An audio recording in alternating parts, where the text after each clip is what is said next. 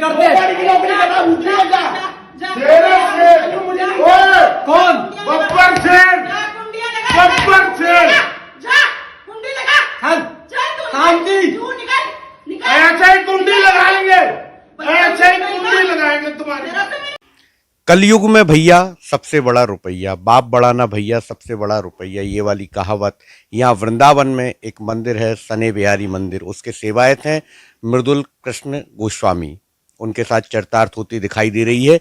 उनके दो छोटे भाई विगत दिनों स्वर्गवासी हो गए और उनकी बेवाएं जो हैं, अनुज वधू जो हैं, यहाँ परेशान हैं। उनको घर से निकाल दिया गया है और वो दर दर भटक रही हैं न्याय के लिए। आइए मिलते हैं उनकी अनुज वधू से और जानते हैं सारा माजरा क्या है। मैडम, न्याय टीवी में आपका स्वागत है और आप बताएं क्या मैटर है, क्या माजरा है हमारे दर्शकों। मैटर ये है, मेरे हस्बैंड 2015 में एक्सपायर हो गए थे। क्या नाम था उनका? विपुल कृष्ण गोस्वामी जी। आपका क्या नाम है? मेरा नाम है संतोष गोस्वामी जी। उसके बाद से हमें था कि चलो ये हमारे बड़े भाई, हमारे बड़े जेठ हैं मेरे, और हम मेरे पति के बड़े भाई हैं, तो सारा मतलब अब इन्हीं के ऊपर है, जैसे ये रखेंगे जैसे ये करेंगे। लेकिन उनकी पहले दिन से यही मंशा थी कि जो भी है ये सब चीज़ों को साइन करके दे दे, हमारे हाथ में कर, हमारे को दे दे और हम सब कुछ अपने हिसाब से चलाएंगे और हमारी इच्छा, जो उनकी इच्छा होगी जैसे वो करेंगे वैसे वो रखेंगे। मैंने कई बार उनसे हाथ भी जोड़ा कि भैया ऐसे, गुरुजी ऐसे कर लीजिए, गुरुजी ऐसे। उन्होंने मेरी कोई बात नहीं सुनी। उसके बाद मैं बहुत परेशान हुई। मैं दिल्ली में भी मैं काफ़ी मतलब मुझे इन्होंने अपने शिष्यों से सबसे धमकी दिलवाई, बहुत परेशान कराया। लेकिन फिर भी उसके बाद मैंने अपनी हिम्मत की, क्योंकि मेरे बच्चे बहुत छोटे थे। अगर मेरे पति के जाने के बाद मैं हिम्मत हार जाती तो मेरे बच्चे इस टाइम पे खड़े नहीं हो पाते। पढ़ाई लिखाई तो दूर की बात थी, वो वैसे ही बहुत छोटे थे, उनकी अंदर वो रह ही नहीं गया था, पापा के जाने का सदमा था। मैंने हिम्मत करके अपने बच्चों को संभाला और मैंने वृंदावन आना जाना छोड़ दिया। जो कोर्ट से जो कुछ हो सकता था, जो कोर्ट में केसेस चल रहे हैं, कोर्ट से जो हेल्प हो सकती थी, कोर्ट में आज भी केसेस चल रहे हैं, जहाँ पे मेरा फेवर हुआ कोर्ट से मुझे मिला, जिसकी वजह से आज मैं दोबारा अपने आप को एस्टेब्लिश कर पाई और मैं अपने बच्चों को पाल रही हूँ। बच्चे मेरे अच्छे से पढ़ रहे हैं। उसके बाद 1-2 साल के बाद ही पता चला कि जो मृदुल जी हैं वो अपने छोटे भाई के साथ, उनकी दूसरे जो भाई हैं उनके साथ उनकी मतलब लड़ाई झगड़ा, उनका जीना हराम कर रखा है। आए दिन उनके ऊपर मुकदमे लगाते थे, आए दिन उनके साथ परेशानी होती थी। मैं तो वृंदावन मैंने आना जाना छोड़ दिया था, मुश्किल से सेवा में 1 दिन के लिए आती थी, और वो भी अपनी पूरी सिक्योरिटी के साथ कि कोई मेरे साथ ऐसी मिसहैपनिंग ना हो जाए, क्योंकि अब मैं अकेली माँ रह गई हूँ। ऐसा आपका था क्या मारपीट? मुझे बहुत बार धमकी दी गई थी, शुरू में ही बहुत बोला गया था कि चुपचाप अच्छा रहेगा, कि जैसा मतलब कर दे। इनके शिष्य तो आके कहते थे आप उनसे पंगा लोगे तो आप खुद ही सोच लो कि आप किससे, आप पॉलिटिकली वो इतने स्ट्रांग है, सारे उनके सब उनको लोग फेवर करते हैं, प्रशासन में उनका पूरा वो है, पूरे देश विदेश में उनके नाम इतने हैं, आप सोच लो आप किन से वो कर रहे हो, जो वो कह रहे हैं वो कर दो। मैंने बेटर ये समझा कि कहना करना एक अलग बात है, कि क्या कर दो अब मैं आराम से दिल्ली बैठ गई कि जो होगा देखा जाएगा, जैसे भी होगा मैं अपने बच्चे पालती रहूँगी। मैंने अपने भाइयों की सपोर्ट ली कि थोड़ा सा मुझे प्रोटेक्शन दी जाए। भैया ने काफ़ी हेल्प की मेरी उस टाइम पे। बस मैं जिस तरीके से कर पाई अपने आप को। आज आपने प्रेस कॉन्फ्रेंस बुलाई है, यहाँ सब लोगों को एकत्रित किया है, तो इसके पीछे क्या कारण है? आप क्या कहना चाहती हैं? आपकी क्या मांग है? क्या ये है कि मेरी जो दूसरी मतलब मेरी जो जेठानी है, दूसरे जो इनके ब्रदर हैं अतुल कृष्ण गोस्वामी, उनका भी 2020 में देहांत हो गया। देहांत का कारण भी यही थे, इन्होंने घर में उनके ऊपर इतना मेंटल प्रेशर बना दिया, इतना मानसिक दबाव दे दिया कि अंत में उनका 1 दिन के अंदर ही हार्ट अटैक हो गया। जो उनकी लड़कियों के ऊपर कुछ बात ऐसी आ गई जो मैं यहाँ पे बोल नहीं सकती, क्योंकि बोलना उचित नहीं लगता। वो सदमा वो बर्दाश्त नहीं कर पाए, और इनको सबको पता था कि उनको स्टंट डले हुए हैं, उनसे बुलवा नहीं सकते, उनको चिखवा नहीं सकते, लेकिन उनके ऊपर इतना प्रेशर बनवाया जाता था, गुंडे रख के उनसे लड़ाई करवाई जाती थी, उनसे गंदे गंदे शब्द बुलवाए जाते थे, जिसकी वजह से उनका भी देहांत हो गया।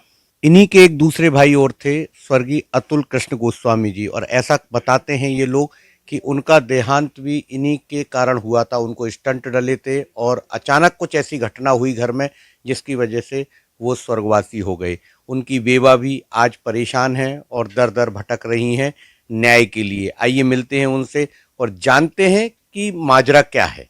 बताइए मैडम, क्या नाम बताइए आप अपना पहले तो? पूजा गोस्वामी। पूजा गोस्वामी। आपके पति का क्या नाम? अतुल कृष्ण गोस्वामी। क्या कहानी है, थोड़ा सा हमें बताइए। क्या कारण है आपने आज यहाँ प्रेस कॉन्फ्रेंस बुलाई है, सबको आपने एकत्रित किया है? आप अपनी बात क्या रखना चाहती हैं? आप अपनी बात रखिए।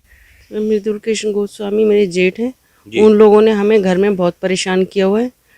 और इनके पापा के गौतम कृष्ण जी उनकी डेथ इनके कारण से ही हुई है। घर में बहुत हमें परेशान कर रखा है, नए नए गार्ड बैठाते हैं, हमें अंदर घुसने नहीं देते हैं। मेरी लड़कियों को भी नीचे आती है। कितने बच्चे हैं आपके? 3 बच्चे हैं, मेरी 2 बेटी हैं, 1 बेटा है। ये आपके बेटे हैं? हाँ जी। दिखाइए भैया जरा, कैमरा मैन दिखाइए। अपना नाम बताइए। मेरा नाम करण कृष्ण गोस्वामी है। मैं आचार्य स्वर्गीय आचार्य अतुल कृष्ण गोस्वामी जी का पुत्र हूँ। हमारे घर में जो आज ये जो हमारे प्रेस कॉन्फ्रेंस आज जो हुई है, ये मेरे बड़े ताऊ जी आचार्य मृदुल कृष्ण शास्त्री जी, जो कि भागवत प्रवक्ता हैं, उनके द्वारा जो हमारे घर में मेरे परिवार के ऊपर, मेरे चाची जी के परिवार के ऊपर जो उत्पीड़न किया जा रहा है, ये उसके संबंध में आज ये प्रेस वार्ता की गई है। 2015 में ही मेरे चाचा जी की डेथ हो गई थी। उनके जाने के बाद मेरी चाची जी के ऊपर अलग अलग तरीके से प्रेशर बनाया गया कि वो अपनी संपत्ति छोड़ दें, वो चाचा जी की संपत्ति छोड़ के ताऊ जी के नाम पे सब संपत्ति दे दी जाए। और अब 2020 में 3 नवंबर 2020 को मेरे पिताजी का देहांत हो गया। उससे पहले ही मेरे पिताजी के ऊपर इतना प्रेशर बनाया गया कि मतलब मेंटली उनको टॉर्चर किया गया कि वो सारी अपनी संपत्ति छोड़ दी जाए, सब छोड़ दें और यहाँ से चले जाएं। और आए दिन उनके ऊपर झूठे आरोप लगाए जाते थे। कोविड के टाइम पे उनके ऊपर झूठे आरोप लगाए जाते, चोरी के आरोप लगाए जाते थे। एक ही घर में बिजली चोरी के आरोप, ऐसे ऐसे आरोप लगाए जाते थे जिनका कोई तुक नहीं होता था, उसके आरोप लगाए जाते थे। और अपने प्रेशर से वो मुकदमे भी दर्ज हो जाते थे, झूठे मुकदमे दर्ज हो जाते थे, जिस पे हम लोगों को इतने परेशान होते थे कि मेरे पिताजी रात को सो भी नहीं पाते थे, मेंटली उनको परेशान होते थे। डॉक्टर ने उनको सख्त मना कर रखा था कि आप किसी भी तरह की टेंशन ना लें, किसी भी तरह का वो ना लगे, आपका हार्ट ऑलरेडी कमज़ोर है। 5 साल पहले ही उनको स्टेंट डले थे और ये चीज़ मेरे ताऊ जी को पता थी। अच्छा, क्या कारण है? वो क्यों परेशान करते हैं? क्या चाहते हैं जो लोग आप लोगों को परेशान कर रहे हैं? वो ये चाहते हैं कि हम जो भी मेरे पिताजी की और जो भी चाचा जी की संपत्ति है वो हम सब छोड़ के चले जाएं और वो उन सब पे अपना कब्जा जमा कर लें।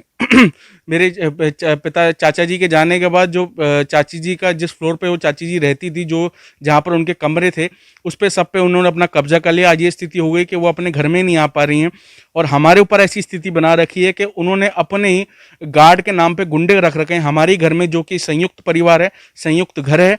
और उसमें मेरी बहनें और मेरी माँ और मैं खुद आज इतना सुरक्षित नहीं है कि हम अपने घर में जा सकें।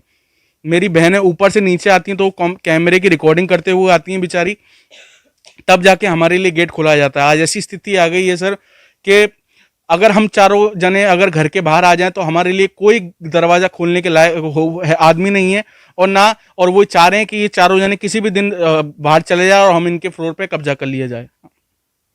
कितनी भाई बहन है आप? मेरी 2 बहनें हैं, 2 बड़ी बहनें हैं मुझसे। अच्छा, इस संदर्भ में आपने उच्च अधिकारियों से शिकायत की इसकी? कहीं आपने एफआईआर या शिकायत इस तरीके की? हमने बिहारीपुरा चौकी से लेकर एसएसपी थाने, एसएसपी वहाँ तक सब पे अपनी कंप्लेंट पहुँचाई है, सबके ऊपर वो किया, पर आज तक कभी कार्रवाई नहीं हुई है। और ये चीज़ आप डिफरेंस दे सकते हैं कि इतनी बड़ी घटनाएं मेरे घर में घट रही हैं, मेरे परिवार के साथ, मेरी बहनों के साथ, महिलाओं के साथ इतनी बड़ी घटनाएं घट रही हैं, उस पर कोई कार्रवाई नहीं की जा रही है। और उनके जो झूठे आरोप मेरे पिताजी के ऊपर लगाए थे, उस पर झूठे आरोप जिस पे कोई तुक नहीं है, उस पर मुकदमे दर्ज हो गए थे। तो ये प्रेशर का आज उन पर दिखाया गया था और एक उनके तरफ से धमकी भी आई गई थी कि अब जो भी होगा वो प्रेशर की तरफ से होगा, मैं अपने पैसे का दम तुम लोगों को दिखाऊंगा और ये सारी संपत्ति ले लूंगा। अच्छा, चलिए कोई बात नहीं, हम एक बार फिर से मुखातिब होते हैं आपकी मम्मा से। ये रो रही हैं, आप बताएं मैडम। मैं बहुत आप क्या चाहती हैं प्रशासन से? न्याय चाहते हैं बस।